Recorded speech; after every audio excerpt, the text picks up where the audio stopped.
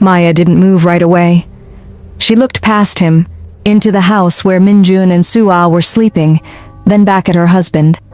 She picked up the suitcase herself, stepped past him into the rain, and paused at the gate. "One last thing," she said. "Check the mailbox tomorrow morning. There's something in there addressed to your mother. She's going to want to read it before she calls me a gold digger again." He stood frozen in the doorway, suddenly unsure of himself for the first time in years. Why was she smiling instead of crying? Why did the word mailbox make him go pale? What happened in Jeju that he still hadn't explained? And where exactly was she driving now, alone in the rain, with nowhere left to go, according to everything he thought he knew about her? By sunrise, Maya was standing behind iron gates in Gangnam that even her husband had never seen before. Gates that opened the moment she typed in a code only she knew. Everything Do-yoon believed about his quiet, obedient wife was about to collapse, and he wouldn't even find out how badly until that mailbox was opened. This is her story, and it starts the night everyone thought she lost everything. Excellent. 10 years before that night in the rain, Maya Whitfield was a 24-year-old Great, English go ahead. teacher standing in front of a classroom in Seoul, completely unaware that the quiet, well-dressed man waiting outside the school gates to pick up his Very cousin would change the entire direction of her life. Let's try His the next name one was together. Do-yoon Kang. Sometimes I miss Atlanta more than I expected. Mostly the food and my family. Tell me more about them. We had these big neighborhood cookouts and Sunday dinners. What music reminds you of home? Anything that reminds me of my family. He wasn't loud or flashy. He was patient, attentive, and endlessly curious about her life back in Atlanta, her family, the food she missed, and the music she grew up on. For a woman thousands of miles from home, that kind of attention felt like being seen for the first time in years. Do-yoon came from a respected real estate family in Gangnam, the kind of family whose name opened doors before a conversation even started. His mother, a sharp, composed woman everyone called Madam Yoon, made her feelings about Maya clear from the very first meeting. "A foreigner," Madam Yoon said flatly, not even bothering to lower her voice as Maya stood a few feet away in the hallway. "My son could have chosen anyone, and he chose this." Maya heard every word. She said nothing. She told herself that respect and patience would eventually soften a woman like that, the same way she believed love was something you proved through sacrifice rather than something you were simply given. She was wrong about both. She had no way of knowing yet exactly how many years it would take her to find that out, or how much it would eventually cost her to learn it. Still, I don't want for a the wife first 5 years, who stands behind life me. felt full. I want a partner. Do-yoon proposed on a rooftop overlooking Seoul Tower, promising her a partnership, not a hierarchy. She believed him completely. Yes. They married in a small ceremony that Madam Yoon barely attended, and within 2 years, Maya gave birth to their son, Minjun. 4 years later came their daughter, Sua. Maya left her teaching job the year Minjun was born and never went back. She told herself it was temporary, a season, something she'd return to once the children were older. Season after season passed, and she never did. By the time their 8th anniversary approached, Maya had become, by every traditional measure, the perfect Kang family wife. She spoke fluent Korean. She managed the household with precision. She never raised her voice at family dinners, no matter how many backhanded compliments Madam Yoon offered about her cooking, her accent, her choice of clothing. Do-yoon, however, had started changing long before Maya noticed it clearly. It began with small things, longer hours at the office, a phone he started angling away from her on the kitchen counter, a new habit of stepping outside to take calls he never used to hide. Maya told herself it was stress. She told herself successful men in demanding families sometimes pulled inward before they came back around. She kept the house running, kept the children fed and loved, kept smiling at Sunday dinners, and waited for her husband to come back to her. He didn't come back. He drifted further. And the very first sign of exactly how far he'd already gone was already on its way to their front door, wrapped in expensive paper and tied with a silk ribbon. The first crack in the story Maya had been telling herself arrived on an ordinary Tuesday afternoon, delivered by a florist who had no idea he was about to change everything. A massive bouquet of white peonies showed up at the front door, wrapped in expensive paper tied with a silk ribbon. Maya had never once told Thank you very Do-yoon she much. liked peonies, mostly You're because welcome. she Have a didn't. nice day. She signed for the delivery, thinking it might be an apology for missing Sua's school event the week Maybe he's before. finally remembered. She opened the small card tucked between the stems, expecting her own name. Sumin, thank you for last night. You make me feel young again.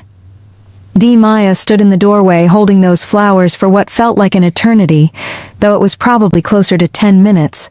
Her hands didn't shake, her breathing didn't change. What surprised her most looking back was how calm she felt, like some quiet part of her had already suspected this moment was coming and had simply been waiting for proof to catch up. She didn't call Do-yoon. She didn't scream, didn't cry, didn't throw the vase against the wall the way she imagined a woman in her position might. Instead, she called the florist back. "There's been a mix-up," Maya said pleasantly. I believe there's... "These were meant for someone named were Sumin. meant for someone... Could you resend them to the correct address?" I found the delivery slip. Please resend them to the... She read off an address she found scribbled on the same slip of paper the florist had accidentally left behind, an office building downtown Maya had never heard of before that afternoon. Thank you. The flowers, card, and all were redirected within the hour. That evening, Do-yoon came home and asked, almost too casually,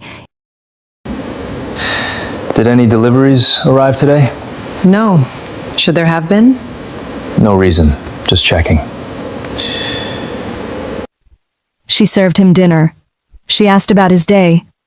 She listened to him complain about a difficult client and nodded in all the right places, while somewhere inside her a door quietly closed. She had no idea yet how many more doors would close over the following months, or what would eventually be waiting behind the very last one. Weeks passed. Maya kept watching, Long day. though she never let it show. Shower before dinner. She noticed the way Do-yoon's phone buzzed differently now, shorter vibrations quickly silenced. She noticed how he started showering the moment he walked through the door, even on days he claimed he'd been stuck in meetings all afternoon. The second piece of proof arrived almost by accident, the way most affairs eventually reveal themselves to the person who's paying attention. Do-yoon left his phone on the kitchen counter one evening while he stepped into the shower. It buzzed once, screen lighting up beside the fruit bowl. Maya wasn't the kind of wife who normally checked her husband's phone. She had never needed to before. But something told her to look, and she did. A message preview glowed on the lock screen from a contact saved simply as S. "Can't stop thinking about Cheju. When can I see you again?" Maya read it twice, set the phone back exactly where it had been, angled at the same tilt, and continued folding laundry at the kitchen table as though nothing had happened.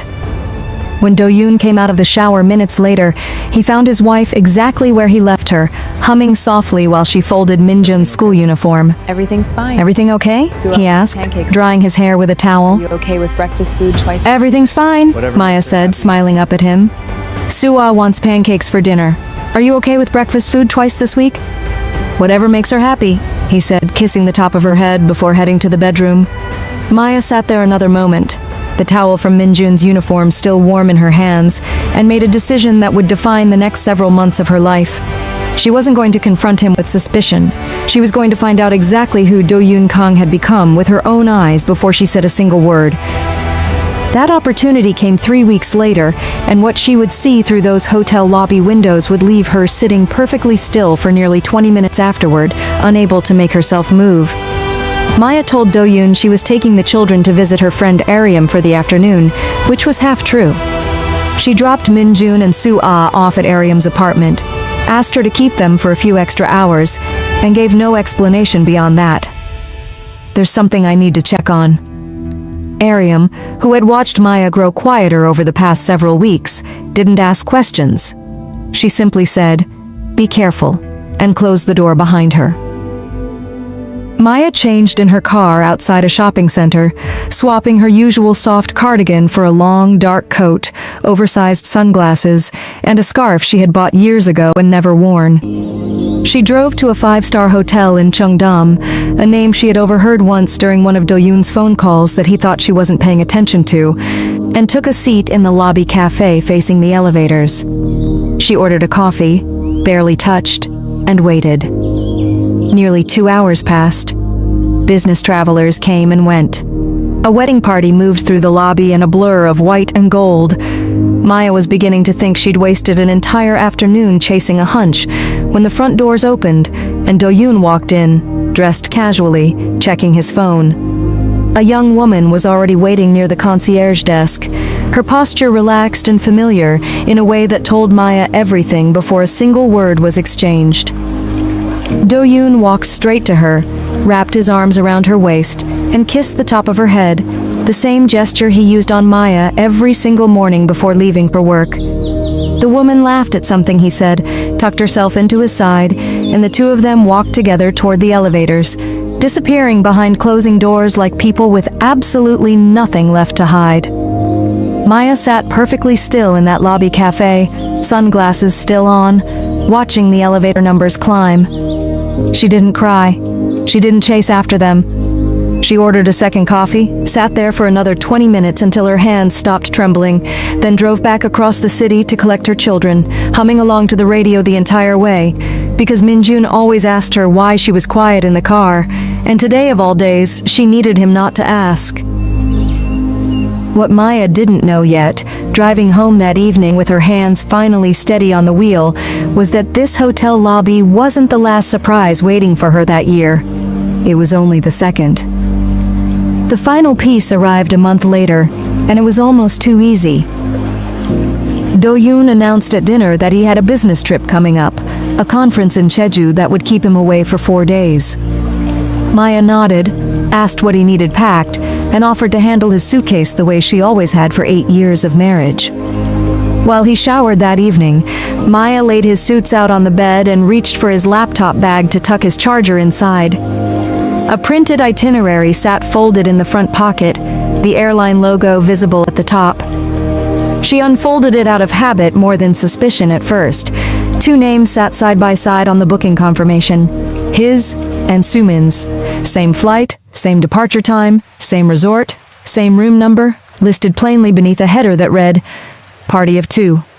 Maya folded the paper exactly along its original creases, slid it back into the same pocket, zipped the bag closed, and set it by the bedroom door precisely where Do-yoon always left it before a trip. When he came out of the bathroom minutes later, toweling off his hair, he found his wife sitting on the edge of their bed, smiling. "Everything's packed," she said. "Have a safe flight." "Thanks," he said, barely glancing at her before pulling on a t-shirt. "You're the best." Maya lay awake long after he fell asleep beside her that night, staring at the ceiling of a bedroom that suddenly felt like it belonged to strangers. She thought about her son asking, almost daily now, why his father was never home for dinner. She thought about her daughter, still too young to notice anything was wrong, reaching for a father who was already halfway gone. She thought about 8 years of folding his laundry, managing his mother's expectations, building a life around a man who had quietly, deliberately, built another one beside it. By morning, Do-yoon was gone, suitcase in hand, kissing her goodbye at the door as though the night before had never happened. Maya stood in the doorway watching his car disappear down the street and made the decision that would set everything else in motion. She wasn't going to explode. She wasn't going to pack her bags in a fit of anger and hand him exactly the ending he'd probably already imagined for her, the emotional wife, the dramatic scene, the easy villain in whatever story he eventually told his mother. Instead, she was going to give him something he didn't deserve and something he would never see coming. Time. 6 months, she decided, standing alone in the quiet house. 6 months to see if any part of the man she married still existed underneath the one who now smelled like someone else's perfume. If he came back to his family on his own, she would find a way to forgive what she'd seen and start over. If he didn't, she promised herself, staring at her own reflection in the hallway mirror, then she would leave that marriage exactly the way she'd entered it, on her own terms and never, ever empty-handed. She had no idea standing there that morning just how far those 6 months would carry her, or how close she would come over the following 2 years to losing everything before she ever got the chance to walk away with it. The 6 months began quietly, the way most countdowns do before anyone realizes they're already running out of time. Maya didn't announce anything to Do-yoon. She simply started paying closer attention, the way a person studies weather patterns before a storm they already suspect is coming. She noted which nights he came home late. She noted which excuses repeated themselves and which ones didn't quite match up with the last one he'd used. 3 weeks after his trip to Jeju, Do-yoon came home smelling faintly of a perfume that wasn't hers, something floral and expensive. Nothing like the simple products Maya kept in their shared bathroom. "Long day," she said, taking his coat from him at the door. "You have no idea," he said, not meeting her eyes. She hung the coat exactly where it always went and said nothing else. At dinner that night, Minjun looked up from his rice and asked the question that had been building in him for weeks. The kind of question children ask without understanding how heavy it lands. "Appa, why do you never eat dinner with us anymore?" Do-yoon glanced up, caught off guard. "Work has been busy, buddy," he said. "It won't be like this forever." Sua, only 4 and still small enough to reach for her father without any of the complicated feelings her brother had started carrying, climbed into Do-yoon's lap and asked if he could read her bedtime story that night instead of Maya. "Not tonight, sweetheart," he said, already checking his phone under the table. "Daddy has a call." Maya watched her daughter's face fall for just a second before the girl recovered, the way children do, quickly and without complaint, already learning to expect less. Later that night, after both children were asleep, Maya sat alone in the kitchen with a cup of tea going cold in her hands. She thought about the conversation with her son and the quiet disappointment on her daughter's face, and made a promise to herself that had nothing to do with Do-yoon at all. Whatever happened next, her children were not going to grow up believing this was what love looked like. The following month, Madame Yoon hosted one of her usual Sunday family dinners. Gatherings Maya had attended faithfully for 8 years, always arriving early to help in the kitchen, always leaving late after cleaning up dishes no one else offered to touch. That particular Sunday, Madame Yoon seemed unusually pleased with herself, moving through the dining room with the satisfied energy of a woman who knew something the rest of the table didn't. "Maya," she said, settling into her seat at the head of the table. "You look tired lately. Marriage is not so easy when a woman doesn't know how to keep her husband interested. Is it?" Do-yoon shifted uncomfortably beside Maya but said nothing. Maya smiled politely, the same practiced smile she'd worn for a decade in that dining room. "I've never had trouble keeping myself interesting, she said. "Maybe the question is whether everyone in this family still knows how to appreciate it." Madame Yoon's eyes narrowed slightly, but she said nothing more on the subject, choosing instead to compliment her own cooking loudly enough for the entire table to hear. Do-yoon didn't defend his wife once during that entire exchange. Maya noticed. She always noticed. What Maya didn't notice yet was that her calm, composed answer that evening had planted a seed of suspicion in Madame Yoon that would grow into something far more dangerous months later. Driving home that night, with both children asleep in the back seat, Do-yoon finally spoke, his voice carrying an edge Maya hadn't heard from him before. "You didn't have to say that to my mother," he said. "And you didn't have to sit there and let her say what she said to me," Maya replied evenly, eyes fixed on the road ahead. Do-yoon didn't answer. The rest of the drive passed in silence, the kind that had become far too familiar in their house over the past several months.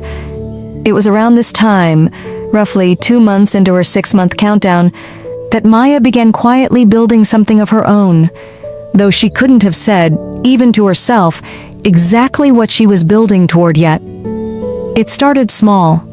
A few freelance Korean to English translation jobs, work she picked up through an old university contact, done late at night after the children were asleep, and Do-yoon was either at the office or somewhere Maya no longer bothered guessing about. The money was modest, barely more than pocket change compared to the household budget Do-yoon controlled, but it was hers, earned quietly, deposited into an account she opened under her maiden name using a post office box Do-yoon would never think to check. She told no one, except one person. Aryam Han had been Maya's closest friend since their university years in Seoul, back when Aryam was studying finance and Maya was studying literature, 2 young women figuring out a foreign country together in very different ways. Aryam had watched the slow unraveling of Maya's marriage from a careful distance for months, offering nothing but quiet support and the occasional pointed question Maya wasn't ready to answer yet. One evening, over coffee while the children were occupied with a puzzle on the living room floor, Maya finally told her friend everything. The flowers, the message on the lock screen, the hotel in Cheongdam. The itinerary was tucked inside the laptop bag. Ariam listened without interrupting, her jaw tightening more with every detail, until Maya finally finished and sat back, exhausted from carrying the story alone for so long. "Why haven't you said anything to him?" Ariam asked quietly. "Because the moment I say something," Maya said, "it becomes a fight I have to win with anger in front of his mother, in front of a family that already thinks I'm not good enough. I'd rather win it a different way." Ariam studied her friend for a long moment. "What way is that?" she asked. Maya looked down at her hands. "I don't know yet," she admitted, "but I know I'm not leaving that house with nothing. Not after everything I gave up to build it."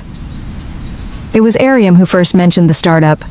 A small biotech company, still mostly unknown outside a narrow circle of investors, one of Ariam's firms had quietly begun backing months earlier.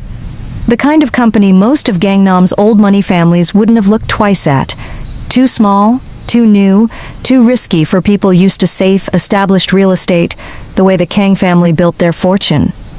"I'm not telling you to bet the house," Ariam said carefully, sliding a folder of research across the table one evening. "I'm telling you that if you have anything set aside, even a small amount, this is the kind of thing that could actually go somewhere. It's not guaranteed, nothing is, but it's real." Maya looked through the folder for a long time that night after Ariam left, reading pages she barely understood on her first pass, staying up long after the house had gone quiet, teaching herself terms she'd never needed before: market capitalization, clinical trial phases, projected valuations. She had almost nothing to invest at first, a few $100,000 won from her translation work, money that felt enormous and terrifying to risk all at once.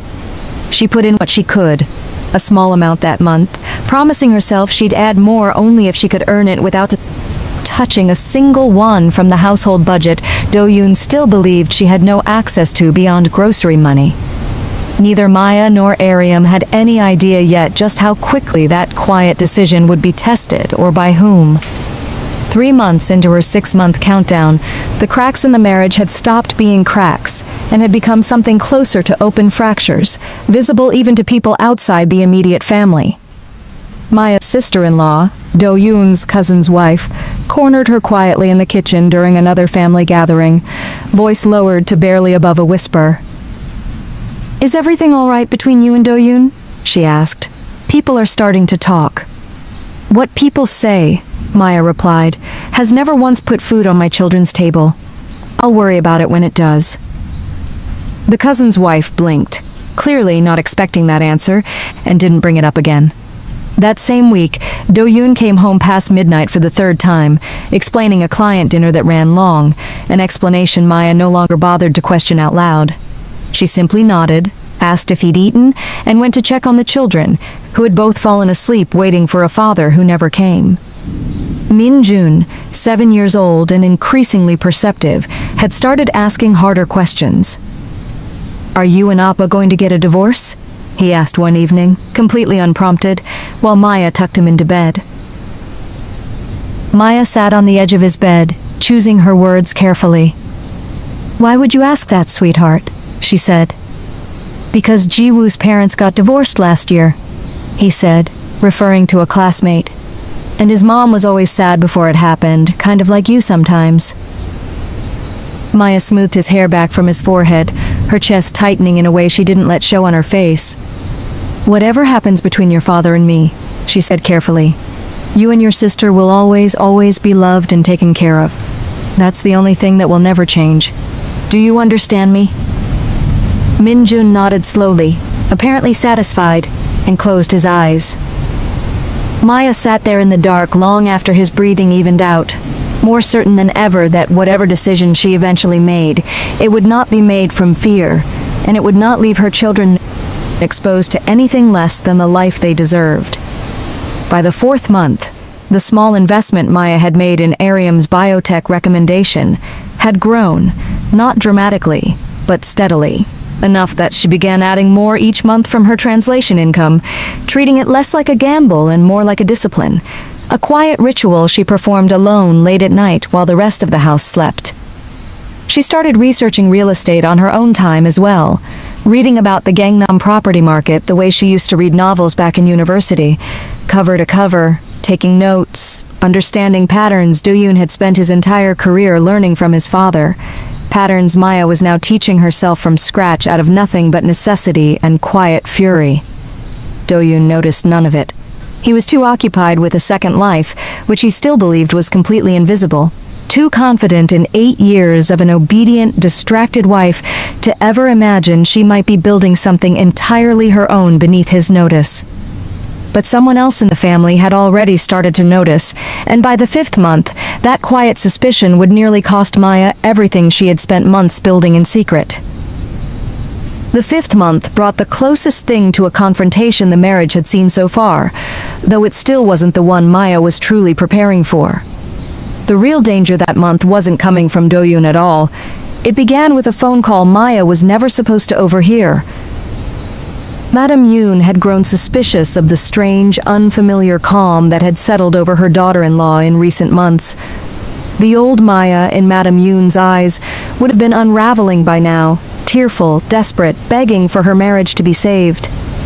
This Maya was different, composed in a way that made Madam Yoon deeply uneasy, and uneasy women in that family Maya had learned long ago tended to go looking for answers. Maya had come upstairs during a Sunday visit to check on Sua, who'd gone to lie down with a headache, and was walking past the study when she heard Madam Yoon's voice through the half-open door, low and clipped in a way she rarely used. "I don't care what it costs," Madam Yoon was saying into the phone. "I want to know exactly where that woman is getting her confidence from lately. Something has changed, and I want to know what it is before my son signs anything he can't take back." Maya stood frozen in the hallway, her heart pounding so loudly she was certain it could be heard through the door. Madam Yoon had hired someone, a private investigator, a family friend who specialized in exactly this kind of discreet inquiry, to look into her. She backed away slowly, slipped into the bathroom down the hall, and sat on the edge of the tub with her hands pressed against her mouth, running through every possible thread that could be pulled. The translation account under her maiden name, the post office box. Ariam's name is attached to the biotech investment. If the investigator found even one of those threads and followed it far enough, everything Maya had spent 5 months quietly building could unravel before she'd ever had the chance to use it.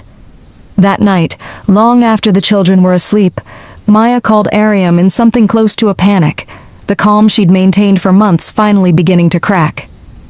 "She's having someone look into me," Maya said, pacing the kitchen, her voice barely above a whisper even though she was alone in the house. "I heard her on the phone. She knows something is different."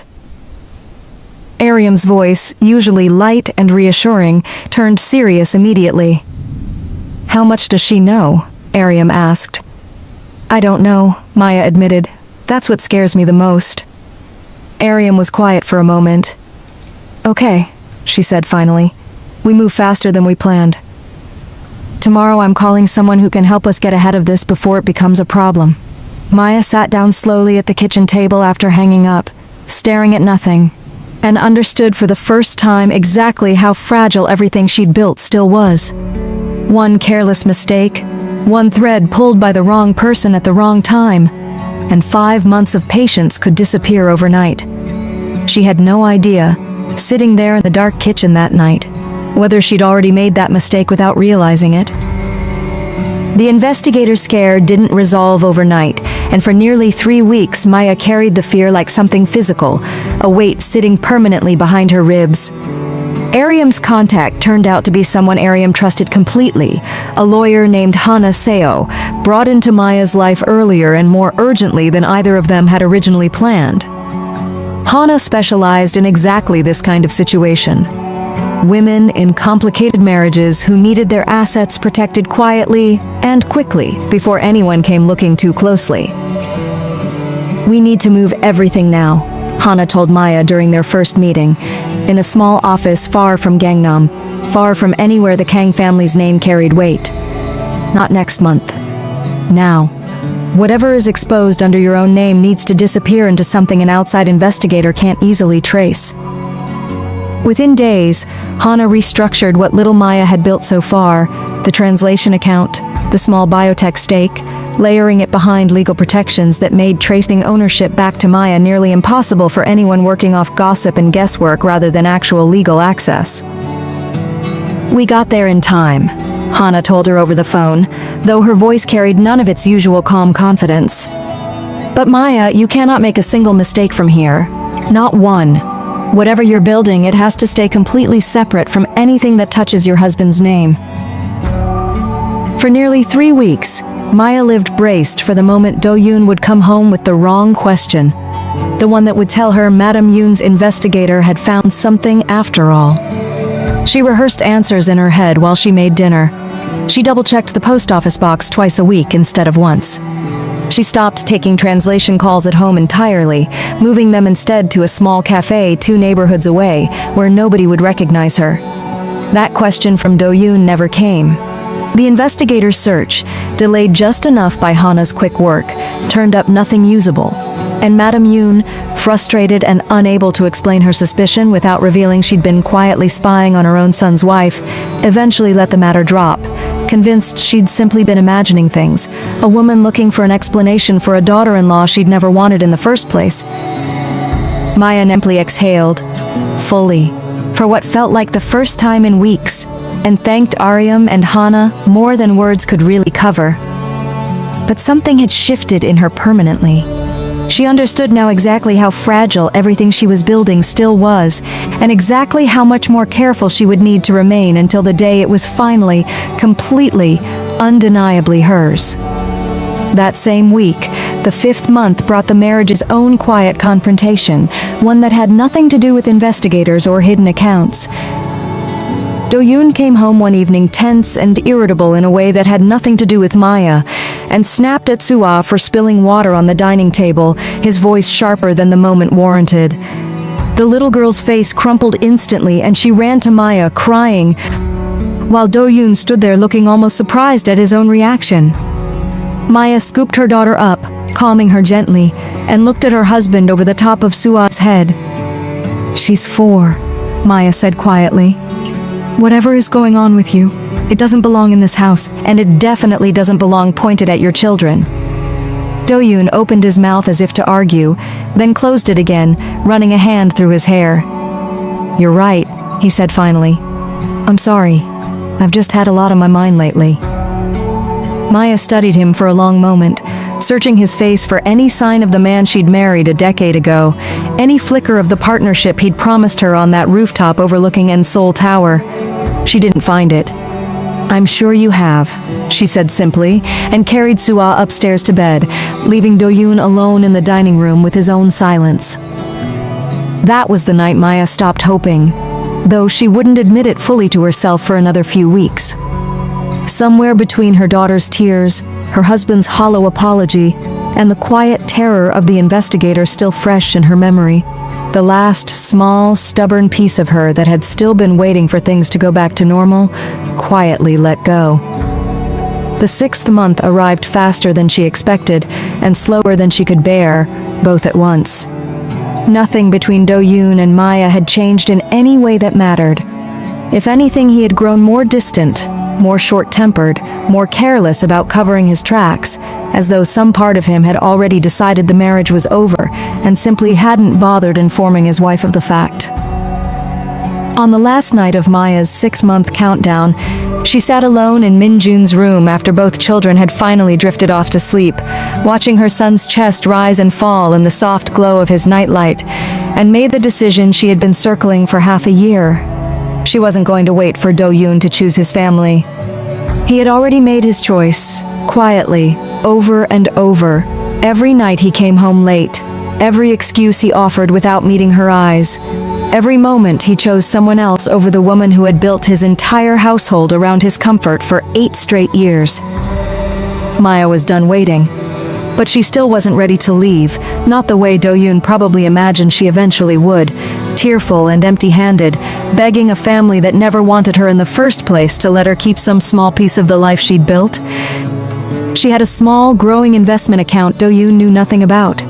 She had a friend in finance who believed in her more than her own husband ever had. She had a lawyer who had already once saved everything she'd built from being discovered too soon.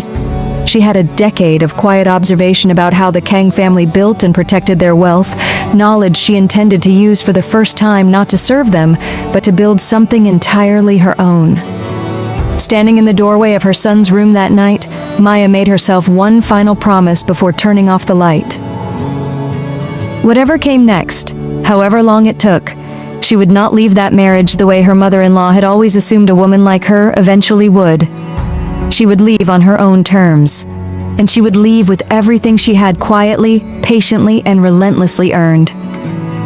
She had no idea, standing there in the dark, that the next 2 years would take her further than she'd ever imagined, or that the mansion waiting for her on the other side of that journey would be the least surprising thing about the woman she was about to become. The morning after Maya made her decision in Minjun's doorway, she woke up early, made breakfast for the children as she always did, packed their lunches, and kissed Do-yoon goodbye at the door. Nothing on the surface changed. That was precisely the point.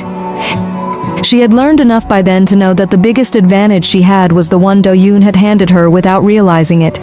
He had spent years teaching her, without meaning to, exactly how invisible a quiet, attentive wife could be inside her own house. Maya called Aryam that same week, and the two of them sat across from each other at Aryam's kitchen table, the biotech folder from months earlier spread out between them again, this time alongside a notebook full of Maya's handwriting. "I want to go further than translation money," Maya said. "I want actually to build something, not a hobby, something real." Aryam studied her friend for a long moment. "That means being patient," she said.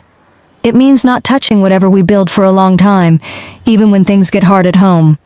And after what almost happened with Madame Yoon's investigator, it means being even more careful than before. Can you do both?" "I've been patient for 8 years," Maya said quietly. "I think I can manage a little longer. And careful," she added. "I think I just proved I can do." Aryam smiled slightly at that, despite everything. "Fair point," she said. They started slowly, adding a portion of Maya's translation income to the biotech investment every month, tracking it carefully in a spreadsheet that only the two of them had access to. Aryam walked her through the basics of diversifying, explaining why putting everything into one company, even one she believed in, was a mistake most first-time investors made. "You spread it out," Aryam said, tapping her pen against the notebook. "A little here, a little there. If one thing fails, it doesn't take everything down with it." Maya absorbed every lesson like a woman starving for information she'd been denied access to her entire adult life. She stayed up long after Do-yoon fell asleep, reading financial news on her phone under the blanket, teaching herself to understand quarterly earnings reports the same patient way she'd once taught herself to read Korean newspapers a decade earlier. 8 months into the process, the biotech company Aryam's firm had quietly announced a breakthrough in a clinical trial that sent its private valuation climbing. It wasn't public yet, wasn't the kind of news that made headlines outside a narrow circle of investors, but Aryam called Maya the moment she heard. "You need to sit down," Aryam said over the phone, her voice tight with excitement she was clearly trying to contain. "What happened?" Maya asked, glancing toward the kitchen doorway to make sure Do-yoon wasn't within earshot, an old habit now, one she performed automatically after everything with Madame Yoon.